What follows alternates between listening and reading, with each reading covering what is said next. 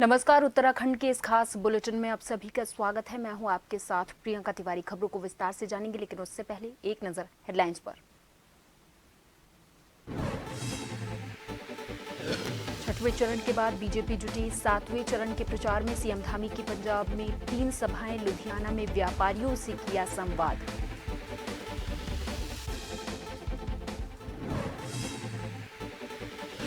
चारधाम यात्रा में रील बनाने वालों पर लगाया प्रतिबंध। पुलिस और प्रशासन ने काटे 150 से अधिक चालान। गरिमा बनाने के लिए सरकार ने मंदिर सीमा में लगाई रोक। उत्तराखंड सरकार ने रोड सेफ्टी के लिए गठित की सड़क सुरक्षा परिषद। जारी किया 400 करोड़ रुपए का बजट। समय समय पर अधिकारी करेंगे मॉनिटरिंग। बारिश में होने वाले लैंडस्लाइड हादसों की रोकथाम को लेकर पीडब्ल्यूडी ने तैयारी की शुरू। सुचारू ट्रैफिक के लिए तैनात रहेगी 250 जेसीबी। यातायात रहेगा सुगम और सुरक्षित। और देहरादून में बढ़ते पारे से फलों का उत्पादन प्रभावित। लीची के लिए नुकसानदायक साबित हो रही सूर्य देव की गर्मी। विभाग ने किसानों को दी पानी छिड़कने की सलाह।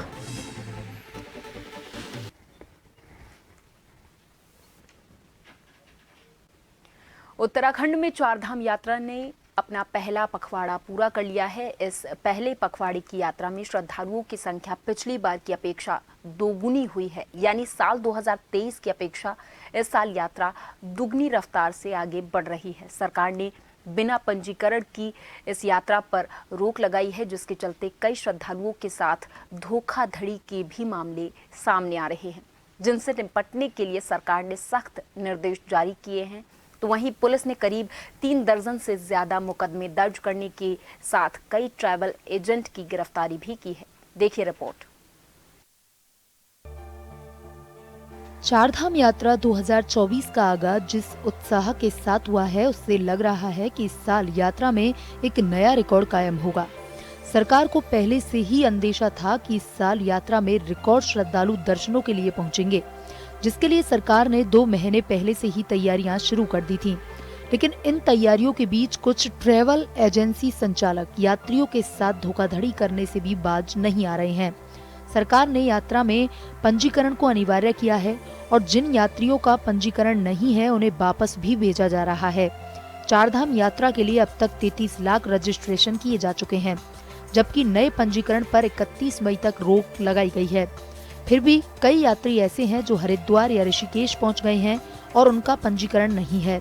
ऐसे यात्रियों के लिए सरकार ने सभी तैयारियों के साथ उनके ग्रीन कार्ड और पंजीकरण करवाने शुरू कर दिए हैं।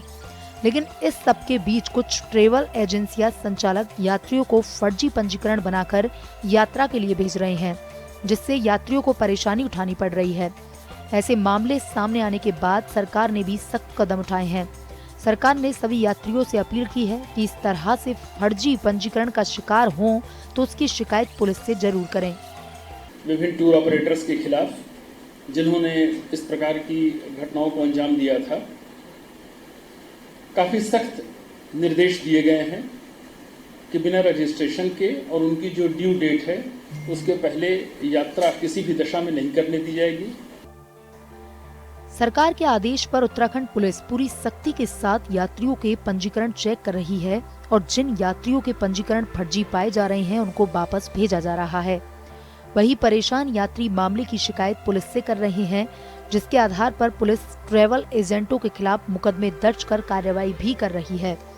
शनिवार तक उत्तराखंड पुलिस ने हरिद्वार, देहरादून, रुद्रप्रयाग, उत्तरकाशी में 45 एफआईआर फर्जी पंजीकरण मामले में दर्ज की हैं, जिनमें कई ट्रैवल एजेंटों की गिरफ्तारी भी की जा चुकी है, जबकि बाकी मुकदमों में भी आरोपी ट्रैवल एजेंटों की गिरफ्तारी के प्रयास किए जा रहे हैं। आईजी गढ़वाल करण सिंह नगनियाल ने कहा कि यात्रियों को जिन ट्रैवल एजेंटों के कारण परेशानी उठानी पड़ रही है, उनके खिलाफ पुलिस सख्त एक्शन ले रही है। हमारे उत्तरकाशी, देहरादून, हरिद्वार और रुद्रप्रयाग में कुल 45 मुकदमे कायम किए गए। इसमें कई गिरफ्तारियां भी हुई है। हमारे द्वारा लगातार प्रयास किया जा रहा है कि इस तरह के एलिमेंट जो आम श्रद्धालु को ठग करके उनको या तिथि में हेर फेर करके धाम को भेज रहे हैं, ये जो है सभी श्रद्धालुओं के साथ अन्याय है। तो हम लोग इसमें सख्त कार्रवाई पुलिस के द्वारा किया जा रहा है। इस साल चारधाम यात्रा में जितना उत्साह श्रद्धालुओं के बीच देखा जा रहा है, उसका फायदा कुछ ट्रेवल एजेंट धोखाधड़ी करके उठा रहे हैं। हालांकि समय रहते सरकार ने इस मामले में सख्त कदम उठाए हैं, जिसके चलते कई ट्रेवल संचालकों के खिलाफ मुकदमे दर्ज कर लिए गए हैं और कार्रवाई भी की जा रही है। लेकिन फर्जी पंजीकरण का शिकार होने वाले श्रद्धालुओं को भारी परेशानियां भी उठानी पड़ रही हैं, जो उत्तराखंड की छवि को भी नुकसान पहुंचाता है। उत्तराखंड से जन टीवी के लिए विशेष रिपोर्ट।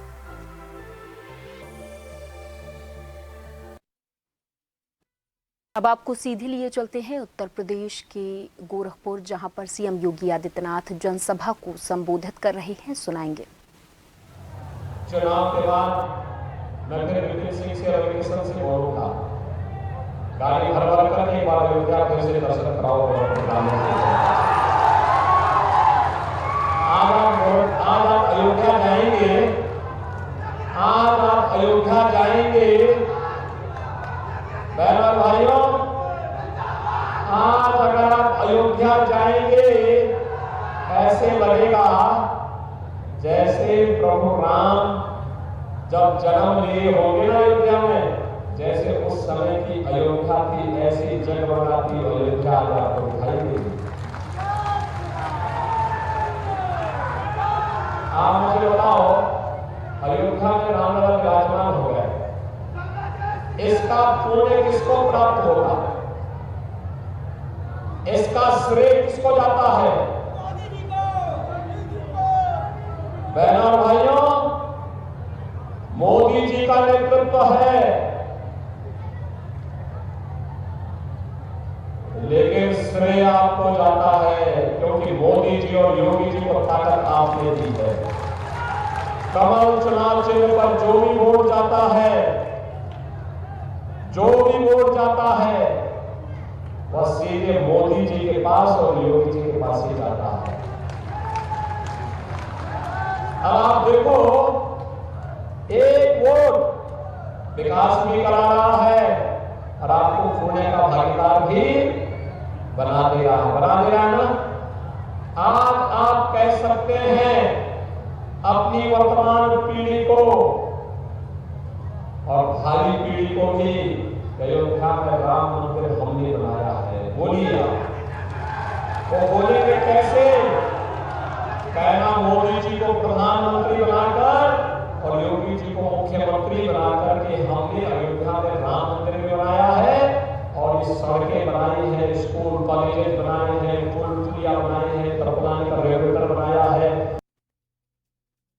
उत्तराखंड सरकार ने इस साल चारधाम यात्रा में धामों की गरिमा को ध्यान में रखते हुए मंदिर परिधि के 50 मीटर के दायरे में रील बनाने पर प्रतिबंध लगा दिया है।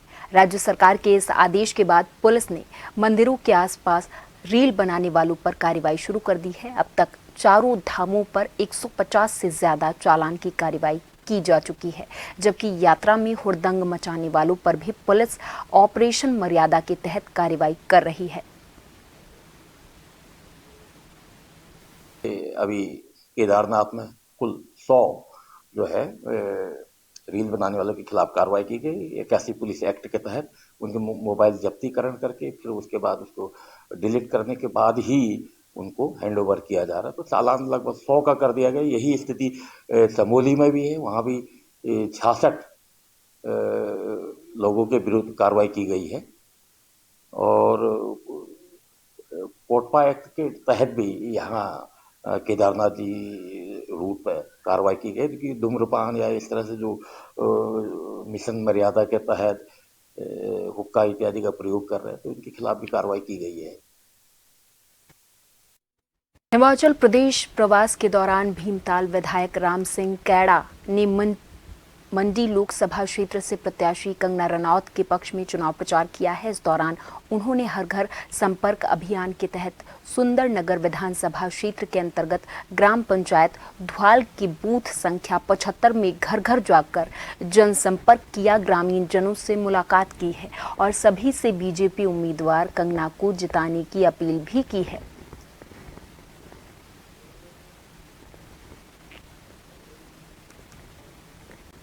यहाँ पर रुकेंगे एक छोटे से ब्रेक के लिए। ब्रेक के बाद भी खबरों का सिलसिला लगातार जारी है।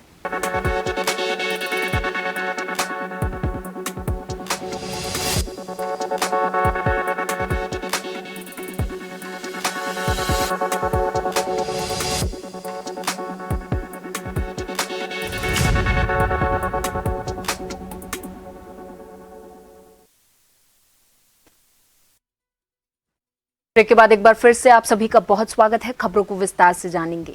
हल्द्वानी में पुलिस कर्मियों का 3 नए कानूनों का प्रशिक्षण खत्म हो गया है। पुलिस अधिकारी और कर्मचारियों को 4 चरणों में प्रशिक्षण दिया गया और 1 जुलाई से जिले से सभी पुलिस कार्रवाई नए कानूनों के तहत करेगी। बता दें कि पुलिस मुख्यालय के निर्देश पर 30 अप्रैल से पुलिस अधिकारी और कर्मचारियों को नए कानूनों की जानकारी देने के लिए 5-5 दिवसीय कार्यशाला शुरू की गई थी।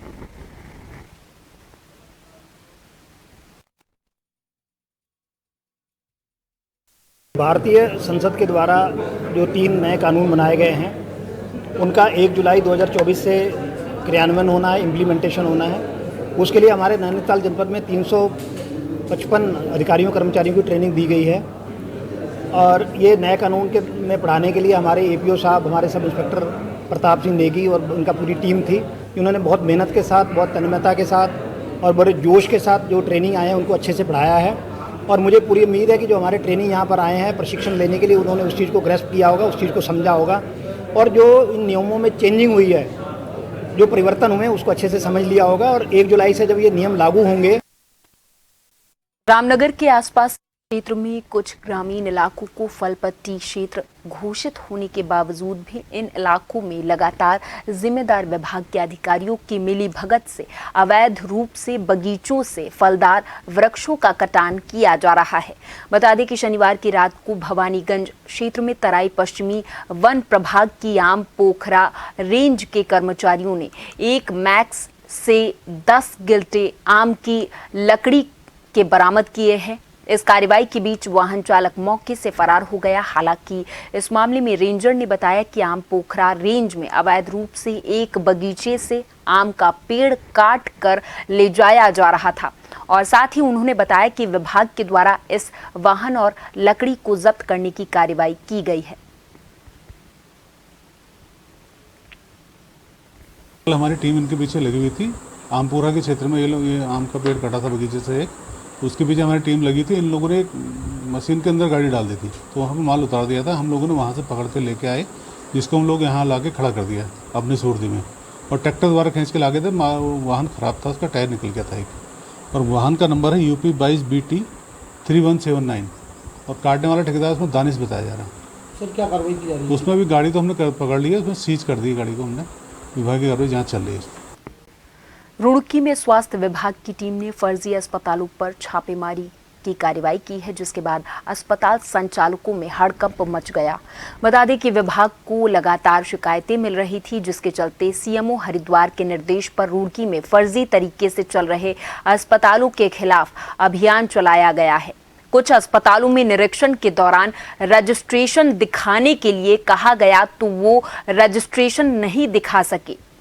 टीम ने पाया कि अस्पताल में कोई सुविधा और डॉक्टर भी मौजूद नहीं था, जिस पर टीम ने 2 अस्पतालों को मौके पर सील कर दिया है।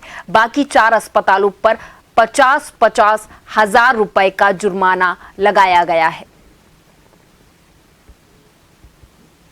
CMS रुड़की और क्या नाम है जो जॉइंट मजिस्ट्रेट साहब के द्वारा निर्देश दिए गए थे कि कुछ शिकायतें प्राप्त हो रही थी कि जिसमें अवैध रूप से ये नर्सिंग हॉस्पिटल करे गए हैं। यहाँ पे कल भी छापेमारी की कार्रवाई CMS साहब के द्वारा की गई थी, जिसमें उनके द्वारा कागज देखे गए थे कि क्या डॉक्टर प्रशिक्षित हैं अथवा नहीं। उनके द्वारा पाया गया है कि कोई भी डॉक्टर जिनके पास प्रशिक्षित डिग्री ना तो अभी ऐसी इन्होंने पाई है और यहाँ पे सिजेरियन डिलीवरी कर रही हैं, जो कि सुविधाएं आप खुद देख सकते हैं। सिजेरियन डिलीवरी करने लायक इतना ही प्रशिक्षित स्टाफ है, जिसके एवज में CMS द्वारा रुड़की द्वारा कार्रवाई की गई है। हम लोगों ने कल 6 नर्सिंग होमों पे मेरे और प्रशासन के द्वारा छापा मारा गया था। हमें CMO के द्वारा आदेश दिया गया था कि आप रुड़की नगरीय क्षेत्र में जो भी नर्सिंग होम चल रहे हैं उन पर आप जाके छापे मारिए और देखिए वहाँ पे सुविधाएं प्रॉपर हैं या नहीं है। जिसके क्रम में हम लोगों ने कल 6 नर्सिंग होम में छापा मारा था और उनको बुलाया था कि आज सुबह तक अपने सारे डॉक्यूमेंट लेकर डॉक्टर के सर्टिफिकेट और डॉक्टर्स की पूरा दिखाएं कौन है कोई नहीं है। तो जिनमें से केवल एक डॉक्टर ने आके सुबह अपने कागज़ दिखाए थे, बाकी में से कोई नहीं आया था। तो आज दोबारा फिर प्रशासन ने और हमारी टीम ने छापा मारा है, जिसके अंदर एक कैलाश हॉस्पिटल को और एक जीवनदीप हॉस्पिटल को 2 को सीलबंद प्रशासन के द्वारा कर दिया गया है। रामनगर के गर्जिया मंदिर के पास स्थित झूला पुल के निकट कुछ दिन पहले लखनऊ के युवक की नहाने के दौरान नदी में डूबकर मौत हो गई थी, जिसके बाद भविष्य में घटने वाली अप्रिय घटनाओं को रोकने के लिए रामनगर वन प्रभाग की कोसी रेंज वन दरोगा वीरेंद्र प्रसाद पांडे के नेतृत्व में वन कर्मचारियों के द्वारा इन दोनों क्षेत्रों में अभियान चलाते हुए नदी में मौजूद कई लोगों को बाहर निकालते हुए भविष्य में न आने की हिदायत दी गई। इसके साथ ही विभाग द्वारा झूला पुल और कोसी बैराज क्षेत्र में स्थित नदियों के अंदर लोगों के प्रवेश रोकने को लेकर खाई खोदने का काम किया गया है। इसमें जो है आए दिन लोग कोसी में घुस रहे हैं और बाहरी लोग बहुत ज़्यादा लोग आ रहे हैं। उसको हमने रोकथाम के लिए जो है कि जगह जगह पर झूला पुल के पास भी खाई खोदी और एक दो लोगों ने अतिक्रमण करने का प्रयास झूला पुल में किया था, उसको हमने थोड़ा सा रोका और उनको हटाया। इसके बाद जो है कि बैराज पर भी हमारे द्वारा खाई खोदी जा रही है और प्लस जो है टीम लगाई गई है, समय समय पर इनको हटाया भी जाएगा। नैनीताल में मल्लीताल के मस्जिद चौराहे पर शनिवार दोपहर को लंगूरों का हंगामा देखने को मिला है। प्रत्यक्षदर्शी मोहन गाइड ने बताया कि एक लंगूर के बच्चे को बिजली के तारों से करंट लग गया, जिससे वो अचेत हो गया। इसे देखकर लंगूर असहज हो गए और उन्होंने तांडव मचाना शुरू कर दिया। पहले तो लंगूरों के गुटों में आपस में दौड़ भाग देखने को मिली, फिर अचानक एक भीमकाय लंगूर ने मस्जिद से पार्किंग की तरफ जाते समय मार्ग में दौड़कर महिला पर्यटक पर छलांग लगा दी। लंगूर के बच्चों को करंट लगा तो एक लंगूर आया यहाँ पे, तो पर्यटक चल रहे थे ऊपर को आ रहे थे, तो धक्का मार के उनको नीचे गिरा गया, तो उनके सर में चोट लगी, तो उन्हें तुरंत बाइक में ले जाके हॉस्पिटल अभी ले गए उनके ट्रीटमेंट के लिए। तो बंदरों की कुछ आपस में लड़ाई भी चल रही है। वो आपस में लड़ रहे थे ना, उनका बच्चा मरा था तो आधे इधर भाग रहे थे लंगूर, आधे उधर। वो लंगूर घूम के यूँ आया और धक्का मार के फिर सीधे ऊपर। लोहाघाट के हथरंगिया में कालू सैयद बाबा की मजार में चल रहे 3 दिवसीय उर्स मेले के दूसरे दिन शनिवार को लोहाघाट नगर में चादर पोशी का जुलूस निकाला गया है, जिसमें खटीमा, पीलीभीत, धारचूला, जोलजीवी, पिथौरागढ़, टनकपुर क्षेत्र से आए जायरीनों ने शिरकत की है। मजार के सज्जादा नसीन बाबा हसमत हुसैन के दौलत खाने से चादर पोशी का जुलूस निकाला गया है।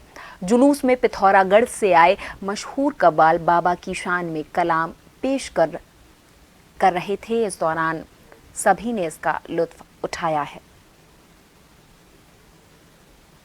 चादर पोशी यहाँ से निकल चुकी है, निकाल दी गई है और ये बाजार होते हुए, बड़ी खड़ी बाजार होते हुए और खड़ी बाजार होते हुए मजार शरीफ में पहुँच के चादर पोशी चालू हो चुकी है। और इसमें जो है शाम को जो बैठ के 8 बजे से कव्वाली के हर साल की तरह इस साल भी बड़े धूमधाम से सईदी सरकार हमारे पीर मुर्शिद हज़रत कालू बाबा का उर्स मनाया जा रहा है। और सिर्फ मुसलमान ही नहीं बल्कि मैं ये कहना चाहता हूँ कि पूरे लोहाघाट का इसके अंदर सहयोग रहता है और उनकी मोहब्बतें रहती हैं, उनका हमारे साथ में चलना रहता है। और ये बहुत बड़ी मिसाल है। हर साल यही पैगाम दिया जाता है हिंदू मुस्लिम एकता का, कि लोहाघाट से ही पैगाम दिया जाता है कि अमन और शांति के साथ में ये उर्स जो है मनाए जाते हैं। बॉलीवुड सिंगर जुबिन नौटियाल के पैतृक निवास ग्राम क्यारी में 25 मई को शिरगुल विजिट एवं चुड़ेश्वर 3 देवों की छाया पालकियां एक साथ 1 दिवसीय प्रवास पर पहुंची हैं, जो अपने मूल स्थान सिमोगा से 24 मई को तीनों करीब 50 से 60 किलोमीटर की पदयात्रा कर पहाड़ों के उबड़ खाबड़ रास्तों को पार करते हुए ग्राम क्यारी पहुंची हैं। इस पदयात्रा का पहला पड़ाव बैराट खाई में पड़ा, जहां बॉलीवुड सिंगर जुबिन नौटियाल ने तीनों देव पालकियों का स्वागत कर उनका आशीर्वाद प्राप्त किया है। प्रसन्नता का माहौल है, आप देखिए कितनी भीड़ है। कल 12,000 लोग विराट खाई में पहुँचे। आज सुबह जो है 2,000 से ज़्यादा लोग जो है वहाँ सुबह एकत्रित हुए और साथ चल रहे हैं। यहाँ से आप देखिए कितना महाराज की कितनी कृपा है कि आज आसमान देखिए कितना मेहरबान है, ना धूप है ना बारिश है, तो ये बड़ी कृपा है। हम लोग आगे बढ़ रहे हैं यहाँ से। यहाँ 1 घंटा रुकेंगे, इसके बाद हम लोग सीधा क्यारी के लिए रवाना। परंपरा एक ऐसी चीज़ जिससे पूरा हिंदुस्तान जुड़ता है और जौनसार बाबर पूरा एक ऐसा परिवार है जो इतनी खूबसूरत परंपरा के साथ जुड़ता है। आज देवता को अपने कंधे में उठा करके अपने घर ले जाने का अवसर मिल रहा है। इससे बड़ी ताकत मैंने कभी महसूस नहीं करी, इससे बड़ी शक्ति मैंने कभी महसूस नहीं करी। और जो यहाँ उत्साह है लोगों के अंदर और जो स्नेह है लोगों के अंदर, जो प्यार है देवता के लिए लोगों के अंदर, उसको देख करके मेरा मन गदगद हो। कि चुड़ेश्वर महाराज और सिलगुर बिजट महाराज की तीनों पालकियाँ आज यहाँ पर बैरागढ़ में हैं और हमारे गुरुखत, सिल्लीखत और कल बहनाड में प्रवेश करेंगे।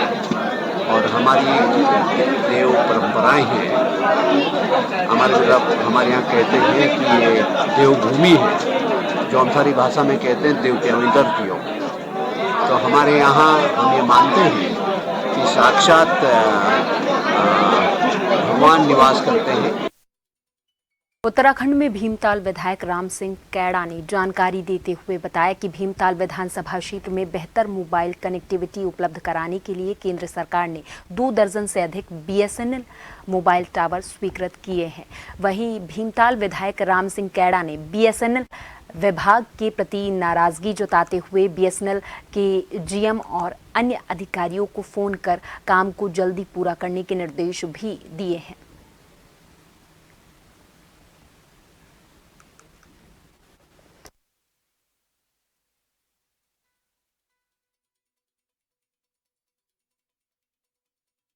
और इसी के साथ इस बुलेटिन में मेरे साथ बस इतना ही। आप देखते रहें जन टीवी। नमस्कार।